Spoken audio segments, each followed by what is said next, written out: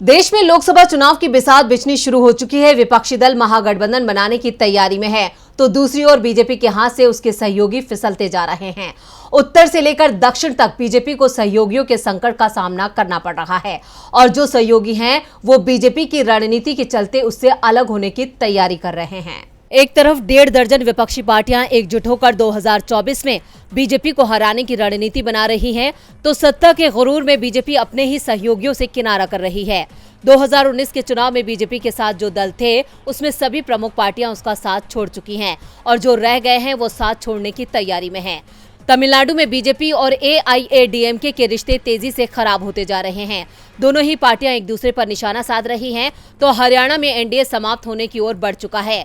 यहां बीजेपी और JJP में अब खुलकर टकराव शुरू हो गया है। राज्य में सरकार गठबंधन की है। बीजेपी के मनोहर लाल खट्टर CM हैं, तो JJP के दुष्यंत चौटाला डिप्टी CM। लेकिन ये तय हो गया है कि गठबंधन अब 2 महीने भी नहीं चल पाएगा। सरकार बनाने के लिए बीजेपी को 2020 में JJP की जरूरत पड़ी तो उसे साथ ले लिया, लेकिन अब बीजेपी ने बहुमत का जुगाड़ कर लिया है, तो JJP से किनारा करने की तैयारी शुरू हो गई है। 90 सदस्यीय हरियाणा विधानसभा में बीजेपी के पास 41 सीटें हैं और 5 निर्दलीय विधायकों ने बीजेपी के समर्थन का ऐलान कर दिया है। बीजेपी के राज्य प्रभारी बिप्लब देब निर्दलीय विधायकों के साथ बैठक कर रहे हैं। बीजेपी हाईकमान ने भी JJP से गठबंधन तोड़ने के संकेत दे दिए हैं।